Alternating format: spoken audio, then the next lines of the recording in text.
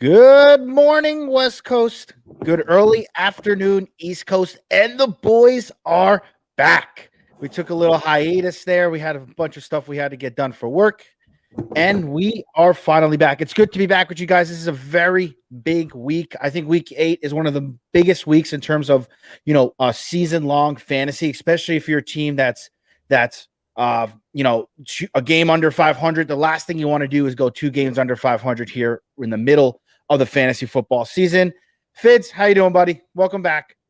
Welcome back is right. I'm glad to be back with you, JP. My bankroll welcomes you back. We've been struggling the last 2 weeks. We've missed these conversations, these Sunday morning check-ins to get the slate ready, to get us started off on a good note. It hasn't been happening the last few weeks. I think we turned things around this week. I'm feeling good.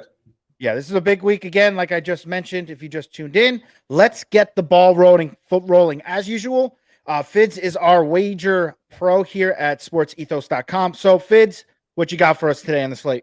Yeah, I don't want to start off too bleak. I just want to point out, JP, although the last 2 weeks have not treated us as well as normal, we're still up over 10 units on the season. We are returning, a nice 20% ROI on our bets. It's definitely been a great profitable season so far. The last 2 weeks, I've put in 9 bets and I've been ahead of the market in 7 of them. So I've gone 7-2 in terms of beating the line and having closing line value. CLV is something I often talk about, is one of the most important things you can have in NFL football. You want to bet on Monday, be ahead of the line when it moves on Wednesday and Thursday, and any ticket that wins in the worst line, your better ticket also wins. So 7-2 in those bets in my last 9 in my last 2 weeks. However, when those results have played out on the field, simply gone 2-7 the other direction. So been taking a hit, even though the capping and the process is totally on point and still correct. So we stick to the method. We chalk it up as just, random variance in sports gambling, and we move on. And this week starts off with the New England Patriots -1 against the New York Jets. I think this line has moved to like 2.5. So we're clearly seeing some action on the Patriots now. I still really like it since it hasn't crossed the 3, which is the most important number. I think this is a get-right spot for Bill Belichick, for the Patriots. I think this is a little bit of a reality check spot for the New York Jets. We know Corey Davis is out. He's actually Zach Wilson's most reliable weapon, so he's going to be relying on Elijah Moore, Garrett Wilson. I know those are guys we will talk about in a few minutes in terms of fantasy. Breece Hall being out means Michael Carter and now the new in-town James Robinson are going to be splitting carries. I think you're going to look for the Jets to be very run-heavy, and I think the Patriots are going to have a nice defensive formula to stop them. So I like the under in that game, and I really like the Patriots. I'm not on the under, but I do like it. I'm on the Patriots for sure. Dolphins money line or -3.5, -4, I think are both bets worth taking. The Lions kind of look like a sinking ship right now. We do know that Goff plays a lot better when he's at home. So like a little bit of concern there that the Lions are getting healthy and they're back at home in the Dome. However, I just think there's just too much speed and versatility for the Dolphins. This team is actually really loaded with talent. They look like they could be a deep playoff threat this year. Tua looks okay, knock on wood. That's been scary all season, but he looks like he's okay, good to go. So I like backing the Dolphins. And then my last one is going to be the Commanders +3. I think the Commanders have a better O-line and a better D-line than the Colts. And in a game where 2 backup quarterbacks are playing, give me the team with the better linemen and taking the points. It's as simple as you also get a seasoned quarterback too, right? If you're taking Washington, 2 backup quarterbacks, but Heineke's played playoff. He's played against Tom Brady in the playoffs. So going against Sam Ehlinger in a week 8 ain't nothing, too crazy for him. Ehlinger is going to have his, heart pounding for the first 2 snaps. He's going to have all the juices flowing. Give me the veteran quarterback in this game. Give me the better backup that I trust. And more importantly, give me the better team in the trenches for a game that's going to be super run heavy. Those are my best bets for this week are Patriots, Dolphins, and Commanders. Yeah, and I think I like all those as well. And I think also in that Patriots Dolphins game, I do like the over in that game as well. I think that's going to be, a high scoring type of affair going on in there. And as well as going back to the Jets, right? So you had just mentioned that Breece Hall is officially out for the rest of the season. And if you own James Robinson, you are thrilled that he's off of Jacksonville because of the timeshare that he had with Travis Etienne. However, I still think he's going to find himself in a timeshare, especially this week. So if you have James Robinson, I highly suggest to temper your expectations, especially this week. This is Michael Carter's backfield this week, I believe. And I would bet to see more of a 60-40% carry share in favor of Michael Carter this week. What do you think about that in terms of James Robinson's outlook this week? Yeah, so I'm trying to extrapolate that out. Say the Jets run the ball 20 times this week, just to use a nice easy round number. That means you're giving Carter 12, 13 touches, Robinson 7 or 8. I can easily see a nice little, like, Michael Carter has 14, 15 opportunities to James Robinson's 8 or 9 this week when you add in the few targets as well. I think they're actually both backfields to avoid this week in terms of fantasy. Also, not only the split purposes, but the matchup against the Patriots. If you're going to play one, you have to play Michael Carter if you have both. I think in general for James Robinson's rest of the season outlook, this is a dampening. I think it's going to be a timeshare all season. I think at best this flips to a 60-40 in the Robinson case. I think it could stay, close to 50-50. And we were seeing Breece come on in the sense that he was taking on the offensive workload from a carry perspective, and he was the PPR guy. He was the reception back. He was the, blocker and pass downs. That's going to be Carter's role, and Robinson's going to be the early down chugger. That's kind of what they were doing with Etienne in Jacksonville, and I expect the Jets to kind of do the same thing. The only thing I could say in Robinson's favor is the Jets did just give up draft capital to acquire him, and he is a formerly undrafted player. So this is the most draft capital ever spent on James Robinson. So from that perspective, hi, LeBron.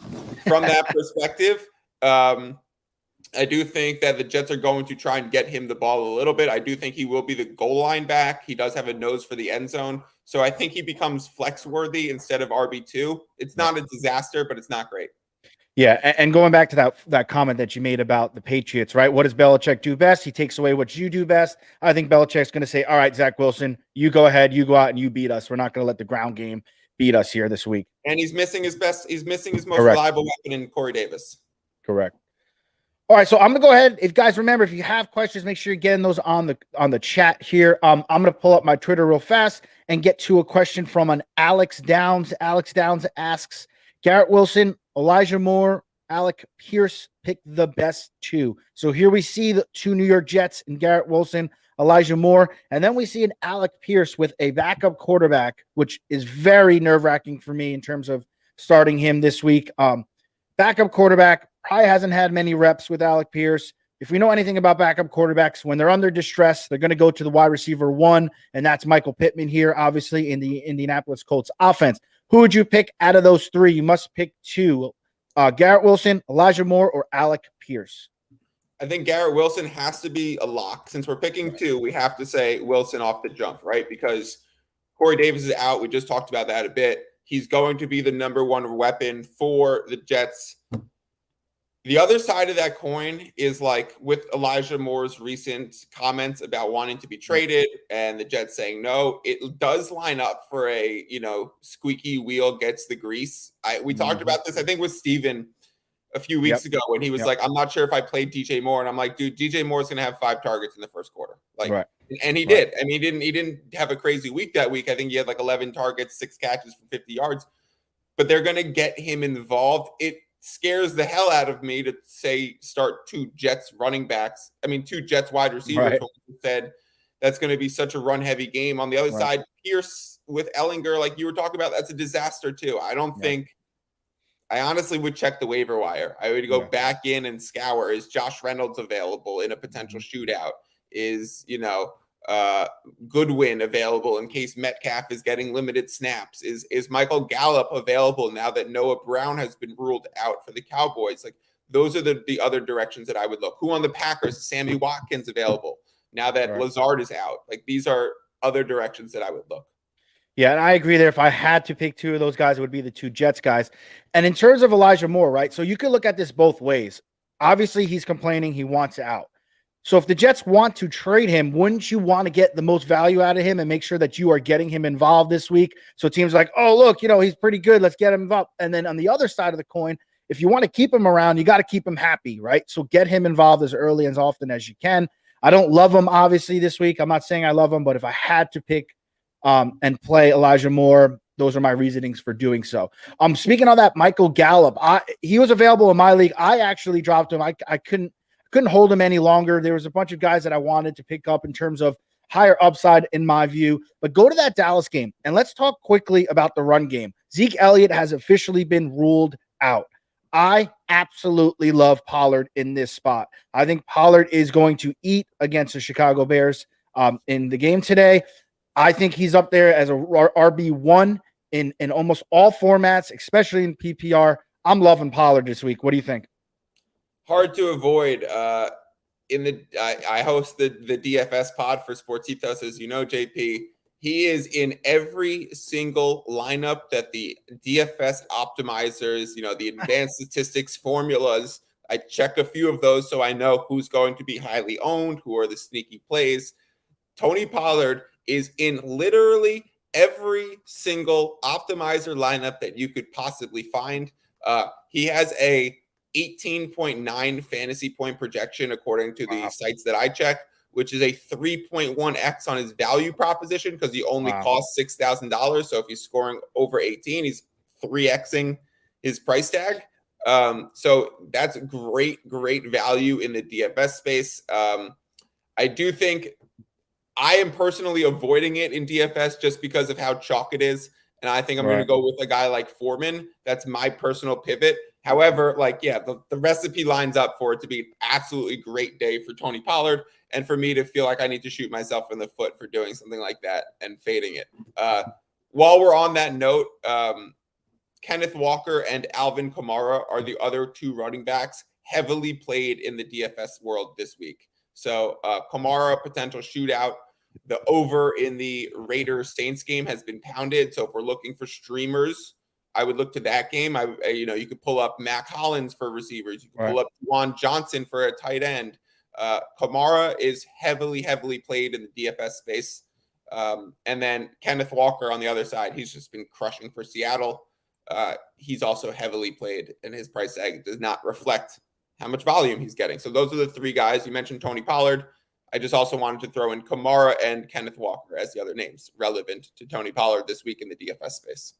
So in DFS space, so I got a question on DFS on my Twitter, and it has to be DFS. He didn't specify, but he's asking Henry or Jacobs. I mean, if you have Henry or Jacobs on your season-long team, you better be playing them. But in terms of DFS, who's the more expensive running back this week? Is it Henry or is it Jacobs? Because they're both absolutely killing it as of right now. Who's the more expensive guy there? Henry is definitely the more expensive guy. Henry is the option that I would go if we're just simply talking those two heads up. Yeah. If we're talking about a price ratio, then it gets more of an interesting conversation because Jacobs does cost less.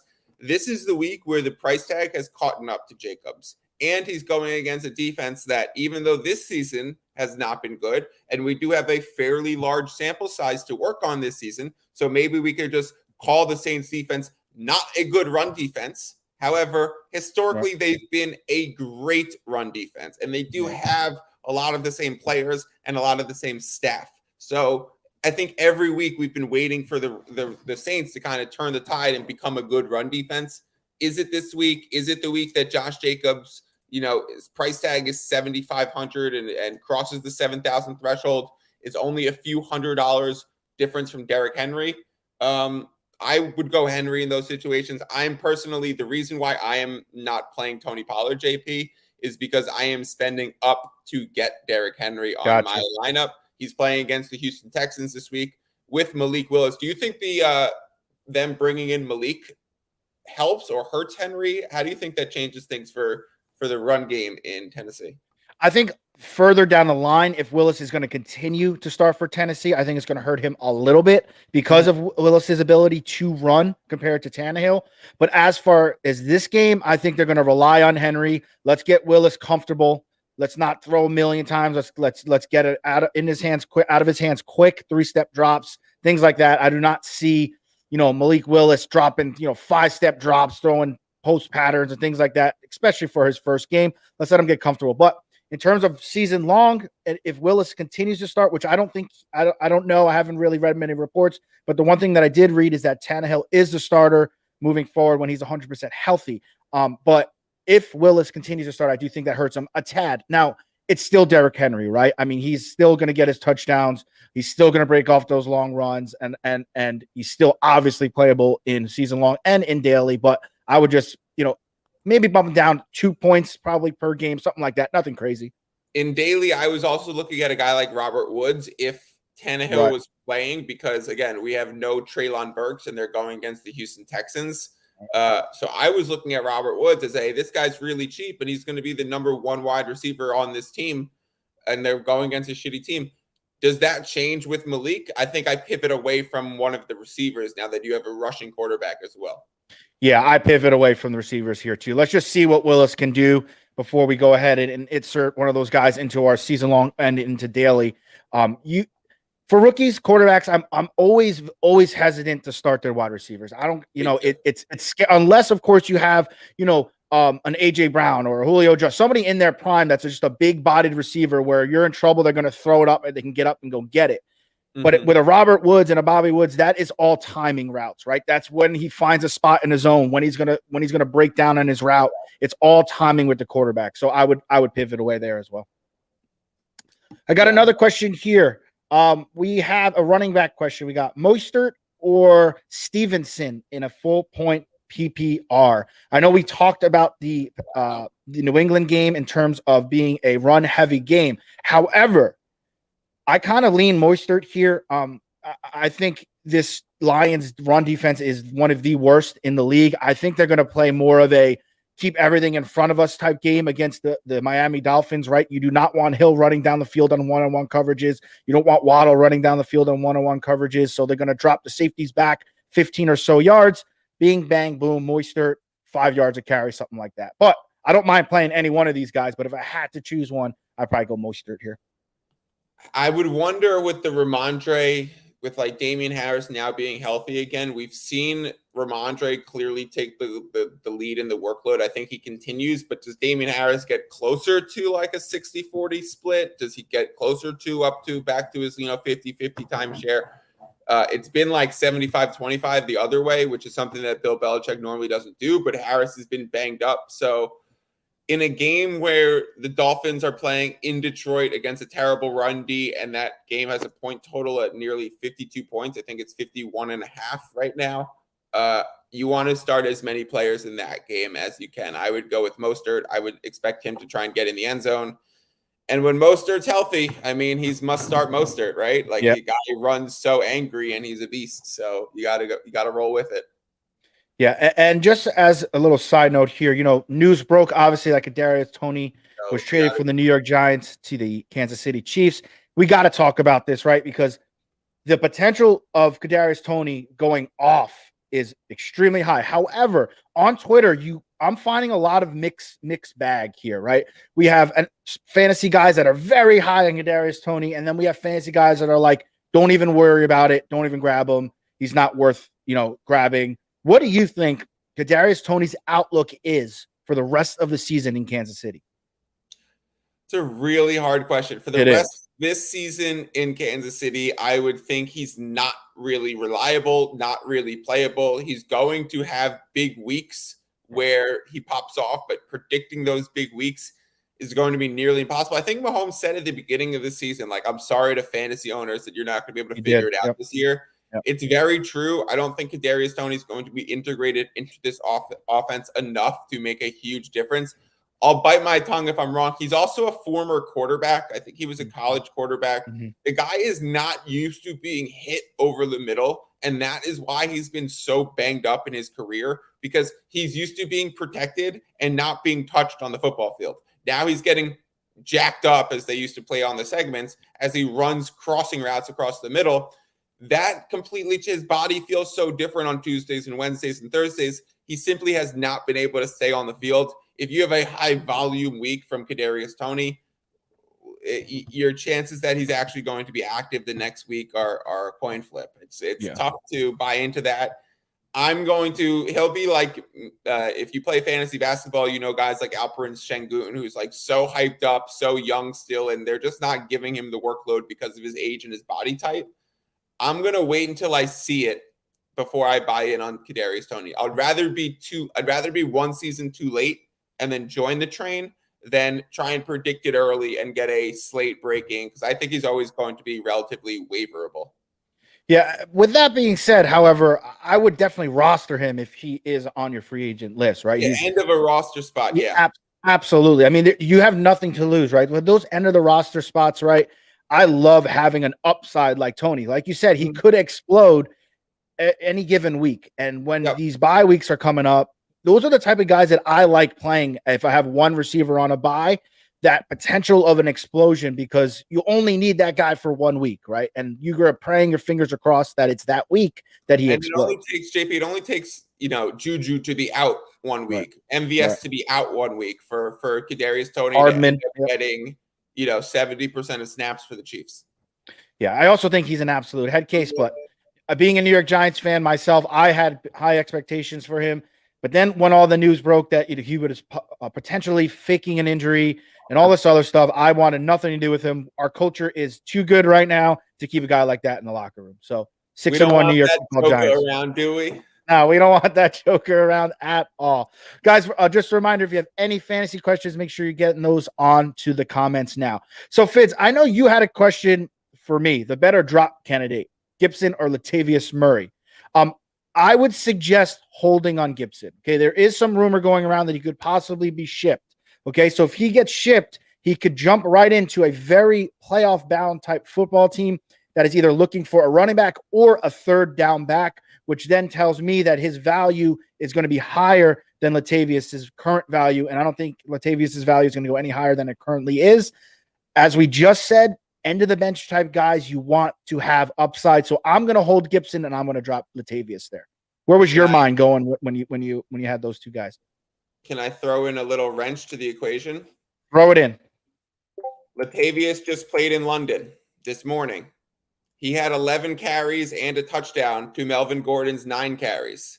They are on bye next week, so there's a chance that I could just let Latavius go because I need a kicker. I'm holding on to too many guys, and I need a kicker before the window starts. So I need to drop someone before the 1 o'clocks. And I was like, I could just wait and see how Latavius does in London. And now he's getting, 55% of the carries, and he got the touchdown. So I don't know. It's tough for me I do agree. Gibson's, a nice handcuff to Brian Robinson, who I also have, if that changes anything. I'm really torn on this one. Really torn. Yeah, it is. It's a tough one. But I don't know. Latavius Murray is Latavius Murray. We know what Latavius Murray is. I, again, just like the upside in Gibson. Let's talk tight ends real quick, okay? Because obviously the tight end position, as we covered every single week here live on the show, is an absolute nightmare. It's a hit or miss position this year. It's one of the hardest positions to predict in all of fantasy football this year, unless, of course, you have Andrews and or Kelsey. And even if you have Andrews right now, you are panicking due to his injuries.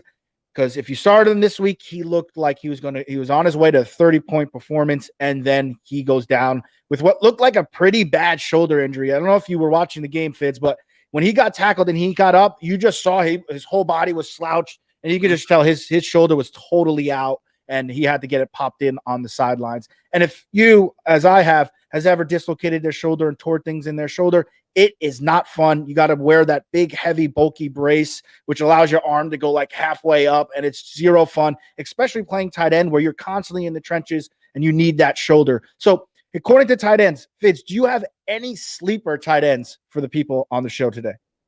I have a few, actually. Just obviously picking up Isaiah Likely is not an option anymore, but that's a must pick up name going into next week if Andrews is still hurt.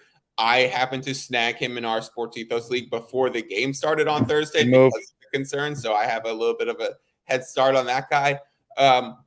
Robert Tonyan going against the Bills in a game where the Packers should be behind and having to throw all game because Cobb is out, Lazard is out, and again, going against the Bills. So I like Tonyan. I like Juwan Johnson a lot this week. He is a core player for me in the DFS space. I released my Core 4 podcast episode yesterday. Juwan Johnson is in every single lineup that I'm playing this week. He doesn't have Michael Thomas is out. Jarvis Landry's out. And again, the Vegas Raiders suck against the pass. We have Dalton starting. He has a good rapport with Dalton. He had 2 touchdowns last week. Juwan Johnson, if you're in a little tough spot for your tight end, that's the direction I would look. Everyone's probably owning Taysom Hill, but never starting him in the same way that we feel about Kadarius Toney. You just never know what week it's going to hit. This is the Juwan Johnson week for Saints tight ends. I believe it to be true. Yeah, I agree with all those. And I'll throw in one more name. I do like Irv Smith this week as well. Yeah. Reason for that is Arizona is giving up the second most points against tight ends. But I also love looking at targets, right? Targets are so important. And he's averaging 5 targets or more almost every week. I love Irv Smith here, especially if you are desperate for a tight end play. If you have somebody like Njoku or Waller who is not playing this week, I would look at the 2 guys that Fiddle had mentioned as well as Irv Smith. What about JP as a Giants guy? This guy Bellinger's out. What about Chris Myrick? Is he gonna slide into that role? Is he just a blocker? Like, how does that shake out? The Giants have no receivers and they get their tight end the ball. So is Myrick a guy who can get us, 3 catches for 35, 40 yards? Yes, and I also think you need to bank on a touchdown too there. I think this is a Saquon Barkley all over game type of week here. They seem like they were getting Bellinger involved in terms of he was in motion a lot. They had him out in a slot. They really like this young kid, and I'm upset that he got hurt for us this week because he was coming along. I would not start a Giants tight end this week. I would rather go for one of the guys that we had mentioned earlier. I just don't see enough upside on for any of the tight ends in New York besides Bellinger moving forward. Well, I guess the only place you can play Myrick is a DFS space, right? Where he costs, where it's a cost ratio thing. By simply playing Myrick, you can get a better player somewhere else. You can't do that in season-long lineups. So could you play Myrick in a DFS? These are the bare minimum price. I would think, yeah, maybe. Yeah, maybe if you really want to spend up elsewhere, you might as well just throw a dart there. All right, let's get to some of these questions in the chat. Our boss, Dan, he just messaged. He goes, I'm stuck starting playing Jameis. Should I quit my league? Jameis, yes, I would quit your league, Dan, because Jameis is not playing. So I would not. I would definitely quit the league. Go ahead and drop him, pick somebody else up, and start him at the quarterback position. Next question. David asks, Foreman or Harris? And I'm guessing that's Najee Harris. I'm going Foreman here. How the mighty have fallen that we're going to both recommend Foreman over Najee Harris. Yeah, Foreman. I'm going Foreman as well. Wow. And it's upsetting to me. I think Najee's still very good. I think he is just totally handcuffed in that offense. They're just literally stacking the box, and they're saying pass and try to beat us in the air. If we had said, sorry to interrupt you, if we had said we are starting Foreman over Najee Harris before the season started, I would have said to you, oh, Derrick Henry got hurt. And then you would have responded to me, Foreman's not even on that team. Carolina now, yeah. Like, that's the conversation. It's so crazy how bad Najee's been. And like Jaylen Warren is taking over half the snaps there. I'd be really worried. Dynasty seasons, I'm even really worried about Najee. The whole Najee outlook has drastically changed in a few weeks. Yeah, and it's upsetting. I like Najee. I think he runs hard. I think he's just totally handcuffed on Pittsburgh right now. Next question. Jamar Chase worth trading for as an end of the season league winner when he returns? My question to you, David, would be, what are you willing to give away for Jamar Chase? Okay, so obviously you must be winning this league if you think that he can come in and be a league winner later on, because you do never want to handcuff yourself, okay, and give away one of your starters for a guy like Jamar Chase, who could potentially be back to help you in the playoffs. So it all comes down to what you are willing to give away Is it a starter? I would say I'm not taking that risk with Jamar Chase. If it's one of your bench guys, I would probably say absolutely.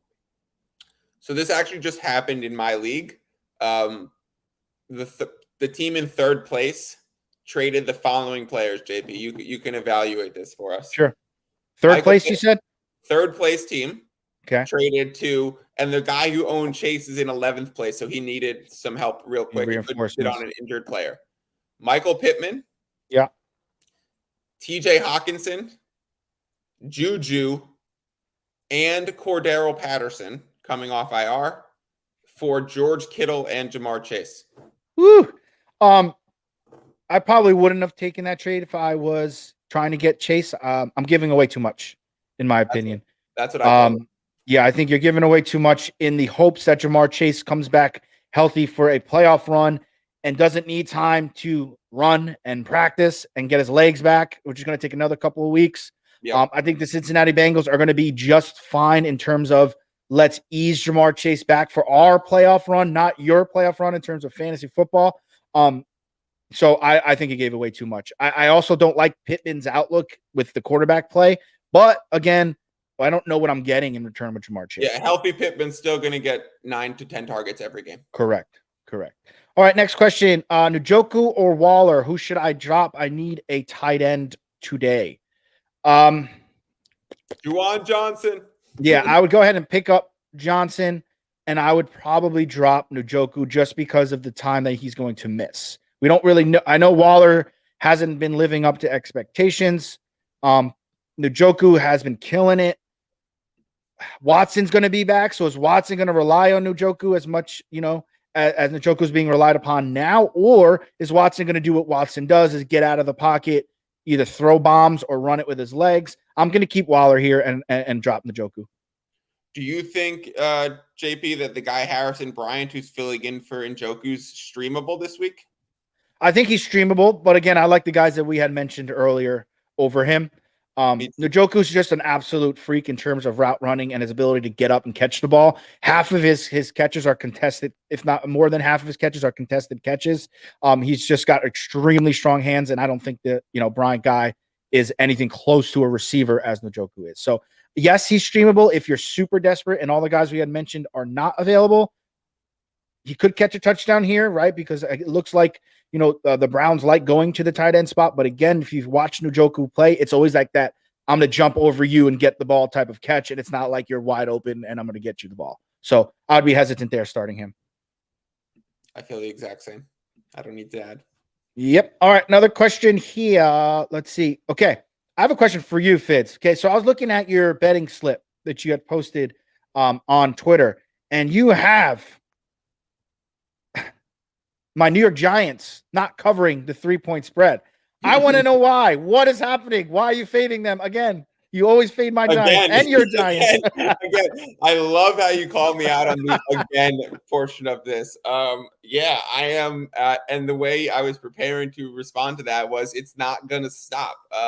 This Giants team is winning one-score games every single week. They are not performing in terms of gambling advanced metrics. We look at things like EPA per play. We look at things like ADOT, average depth of target. We look at other advanced play calling and outcome statistics based on the plays that you called in terms of gambling and forecasting. Wins and losses are one of the most overrated stats in NFL football for forecasting future weeks. I don't care if you're 10-3 or 3-10 coming into this game. I care about how you play and how your situational football stacks up against the opponent. And I also take into consideration that the Vegas line knows these teams' record. They know these things. They are accounting for them.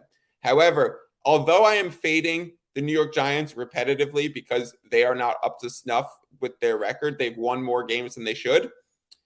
The flip side of that is the sportsbooks are not giving them respect either. So even though I'm fading the Giants, it's not like I'm fading the respected Giants. I'm kind of fading the still unrespected Giants, which maybe is the reason why I've been getting those L's handed to me throughout the course of the season.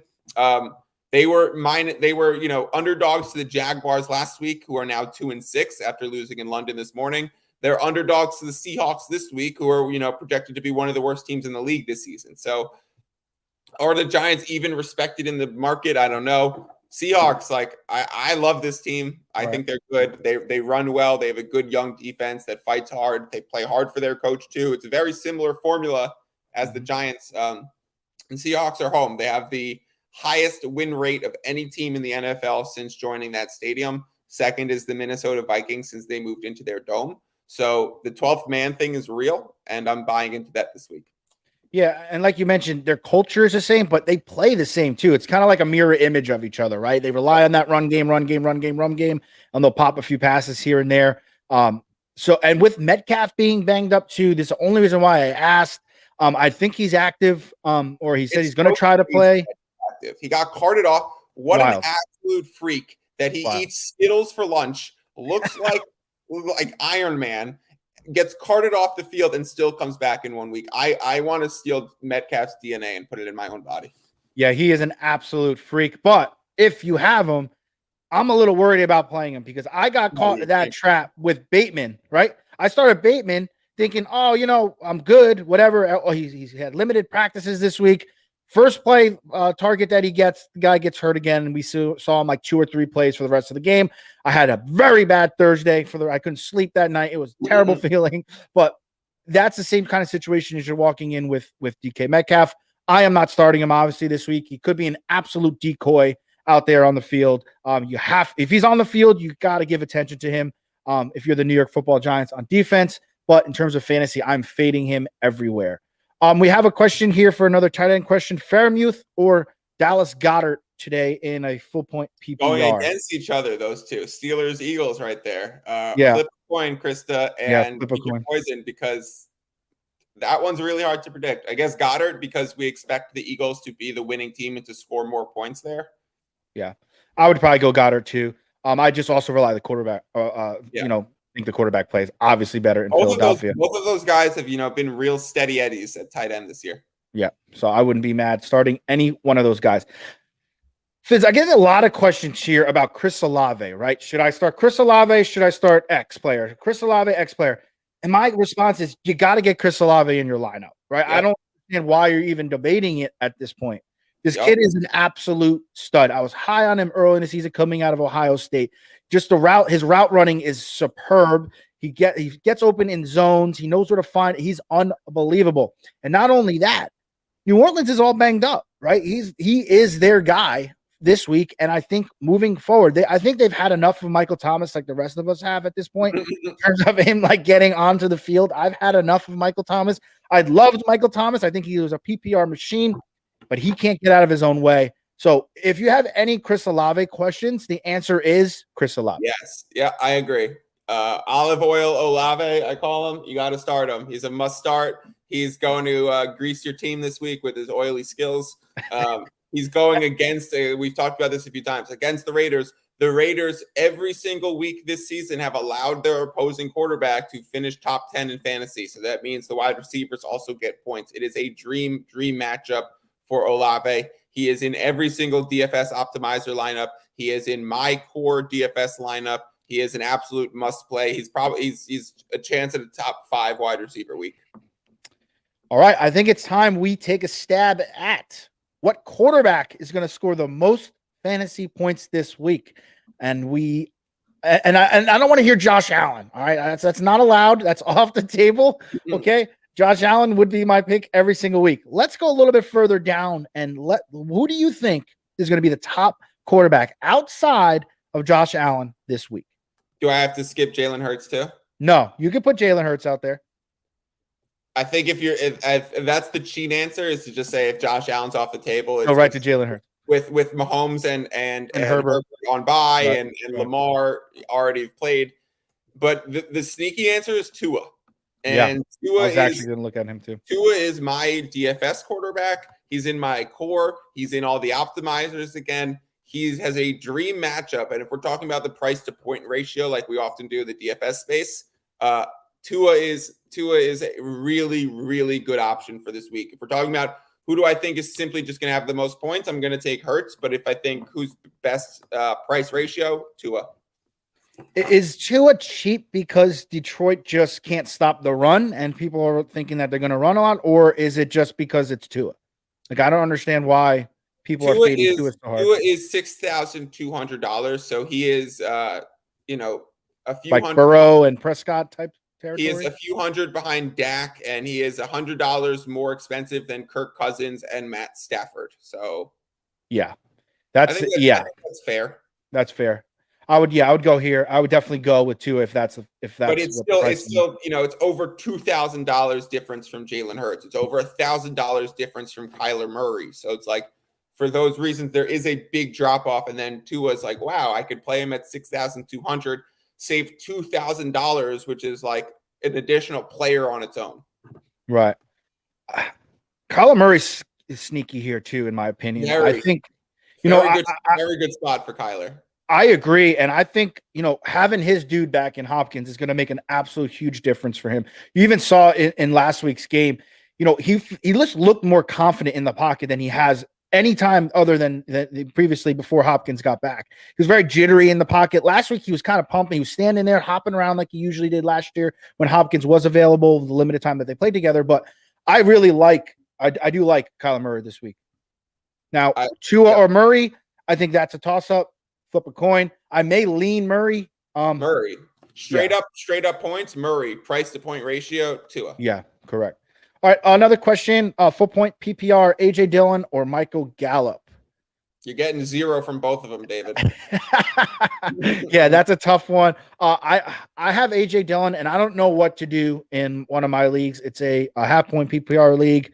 I benched him this week, and I'm starting guys that I would never even imagine starting in fantasy football this year at all.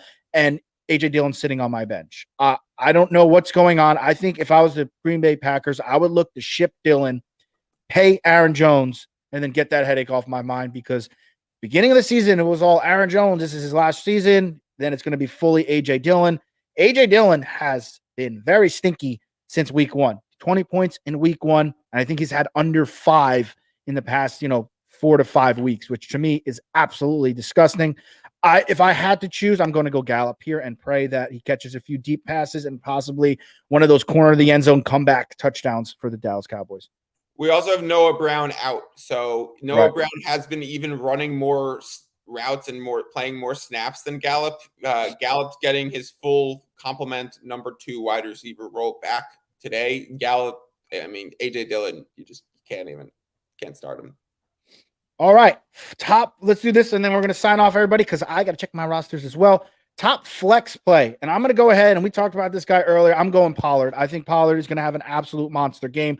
In my opinion, if you listen to my podcast and you've watched this show before, I like guys that are in prove-it type games. I think Pollard, in the back of his mind, knows that he should be RB1 in Dallas, and this is his time in his mind that he could take control. Now, I don't think Zeke Elliott will ever be phased out of this Cowboys offense at all. But what I am saying is that I think Pollard can play himself into some more carries if he goes off this week. So my top play this week is Pollard. Love that. I'm going to go Foreman just to go different from you. Yep. Similar situation. The other running back's hurt. He's going to get a full complement of snaps, even though he's not priced that way. He's not viewed that way in season-long fantasy formats. Sneaky other option that I like is Jacoby Myers. I think this might be a lay the hammer down week for the Patriots. I like Hunter Henry. I like Jacoby Myers. I like Patriots defense. I think sneaky Patriots action today. Do you think New England tries to put some confidence back into Mac Jones with all this quarterback controversy that's been going on? And if they do, and they pass a little bit more than they have in the past, I guess, right, Myers has got to be that dude. So that's something to think about too there if you're looking at Jacoby Myers. We know Mac and Myers have more of a rapport than Zappy.